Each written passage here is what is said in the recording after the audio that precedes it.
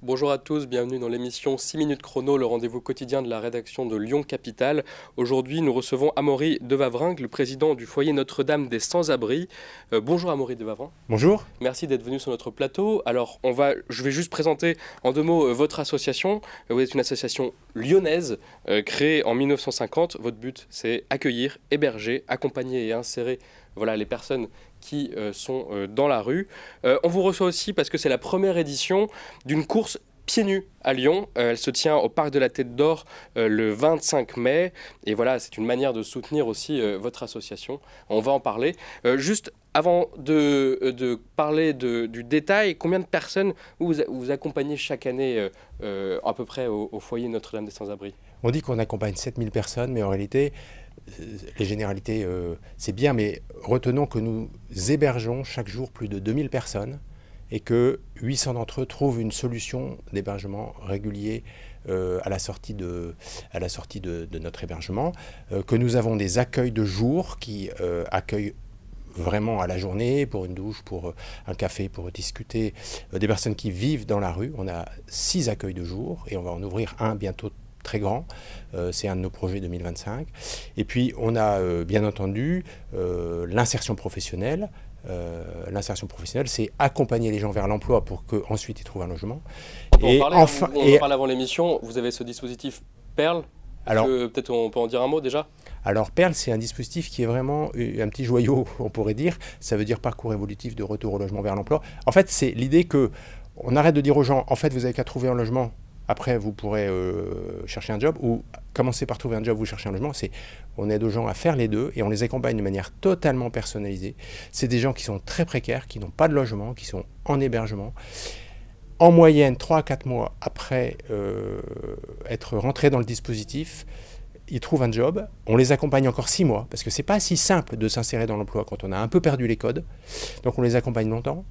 Ils restent en général dans leur emploi et 70% d'entre eux trouvent un logement ensuite. Ça veut dire quoi ? Ça veut dire qu'en fait, au foyer, on sait qu'on peut sortir de la grande précarité et on sait que des gens en sortent réellement grâce à ce dispositif comme à d'autres. Alors vous avez parlé de l'accueil de jour, il y a aussi l'accueil de nuit. Comment est-ce que ça se passe ? C'est de l'hébergement d'urgence Alors c'est l'hyper-urgence, l'accueil de nuit en fait. Comme on a des dispositifs financés par l'État nous demande de passer par le 115, mais on a tous les soirs 72 places, et ça vient d'augmenter, on vient de faire des travaux d'agrandissement, mais 72 places, c'est pas beaucoup, qui sont accessibles uniquement par le 115, et une personne qui à 14 heures appelle peut se voir, mais ce n'est pas garanti, parce qu'il y a beaucoup d'appels, attribuer une chambre chez nous. Et on est le seul dispositif à Lyon qui permet d'avoir jusqu'en dernière minute, et on a parfois des situations un peu dramatiques qui nous arrivent. C'est compliqué parce que, en fait, les gens qui sont là, le lendemain, ils seront peut-être dans la rue. Et il y a évidemment, dans les périodes de froid qu'on a vécues il y a quelques mois, c'est évidemment compliqué. Mais ce dispositif, il existe. C'est saturé ? Je veux dire, tous les soirs. Il est saturé totalement. Si on avait 200 places, on les remplirait. C'est aussi dans l'actualité parce que ces dernières semaines, c'était la fin de la trêve hivernale. Beaucoup d'associations alertent sur la crise en fait finalement de l'hébergement d'urgence où beaucoup de personnes se retrouvent à la rue sans solution et que l'État ne parvient pas à loger toutes ces personnes. Vous le ressentez à votre échelle ? Alors vous avez raison, c'est le rôle de l'État. C'est la compétence de l'État. C'est la compétence de l'État d'héberger les personnes qui sont toutes en vulnérabilité. C'est le mot de la loi. Et nous considérons que quelqu'un qui vit dans la rue, c'est quelqu'un qui est évidemment en situation de vulnérabilité. C'est évidemment compliqué, le nombre de places a augmenté jusqu'en 2022 environ, depuis c'est stable, mais les besoins restent croissants. Et donc on voit de plus en plus de tentes, de situations dans la rue que vous et moi on peut voir. Donc l'État devrait augmenter le nombre de places. Il y a un rapport de la Cour des comptes qui est sorti il y a quelques mois et qui dit en fait l'État a un problème qui est en fait un problème politique à concevoir et à budgéter correctement ce besoin, à tel point que c'est toujours financé finalement à 20, 30, 40% par des lois de finances rectificatives tout en fin d'année en disant ah oui mais il y a aussi, on a oublié il n'y a pas de planification qui soit ajustée à la réalité finalement. Il y a une réelle planification par les services de l'État au niveau départemental et régional et je dois les saluer. il y a aussi un souhait de la métropole qui a des compétences sur les femmes enceintes de plus de 6 mois et sur les femmes avec enfants de moins de 3 ans. Mais cette planification... Pas héberger les nouvelles. Il y avait un moment, l'idée aussi, dans les coupes budgétaires, d'arrêter l'hébergement des nouvelles mères. Alors, finalement, ils sont revenus dessus. Alors, oui, il y a toujours quand même la réalité qui rattrape, c'est qu'à la fin, il y a 200 000 personnes en hébergement en France, c'est beaucoup, et on ne va pas remettre 200 000 personnes dans la rue, ça n'a aucun sens. Mais moi, ce que je vois, c'est que dans la métropole lyonnaise, il y a 2500 personnes qui dorment dehors, dans la rue, auxquelles s'ajoutent 5000 personnes qui dorment dans des situations très, très, très périlleuses, plus certaines personnes qui vivent chez des proches parce qu'ils n'ont pas de solution. Ça fait 25 à 30 000 personnes qui n'ont pas de réelle solution pour être hébergées.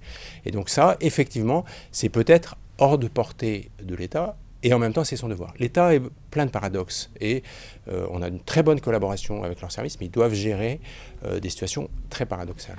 Ça nous permet donc de justifier aussi de pourquoi est-ce qu'il faut aller courir le 25 mai, finalement, en vous soutenant, parce que vous êtes un acteur qui permet de réinsérer les personnes et d'essayer de réduire le nombre de personnes dans la rue. C'est combien de kilomètres la course? On peut choisir, il y a plusieurs modèles. Alors, le 25 mai, c'est un dimanche matin, vous vous inscrivez sur le site, lafouledeschaussées.com ou simplement sur notre site. En fait, on peut marcher 3 km, pieds nus, sur les pelouses du parc de la Tête d'Or. On peut courir 6 km et on peut faire un relais. Donc en fait, c'est très souple, c'est ouvert à tous. Et il y a même une course de 800 mètres, je crois, pour les jeunes de plus de 8 ans. Donc en fait, à chacun sa foulée, à chacun sa course. Pourquoi le parc de la Tête d'Or? C'est très emblématique de Lyon. Ouais. Pourquoi faire cette course? Parce qu'en fait, on s'aperçoit qu'on a un financement pour les accompagnements des personnes qui est à 70%, on en parlait, public, mais qui est à 30% par des donateurs, des mécènes. Et en fait, les questions de pouvoir d'achat sont quand même réelles. Et les donateurs à qui on parle et qui ont peut-être beaucoup de générosité, mais des problèmes de fin de mois, c'est compliqué pour eux de partager autant. Donc on a des très gros dons qui continuent à exister, mais on a un effritement des gens généreux, mais qui nous aiment et qui nous apprécient, mais voilà. Et donc c'est une manière de partager autrement. Et comme beaucoup de gens aiment courir, il y a vraiment un enthousiasme, un engouement pour la course. On s'est dit un lieu emblématique, de Lyon, le parc de la Tête d'Or, une activité emblématique, courir et pieds nus. Pourquoi? Parce qu'on est tous fragiles. En réalité, tout le monde est fragile.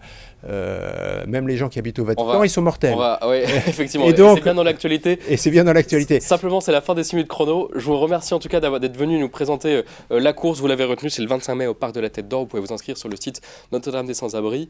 Et vous avez plus d'actualité. Et je vous remets des bulletins d'inscription pour les personnes de Lyon Capitale. Bienvenue et à bientôt alors. Voilà, merci encore. À très bientôt.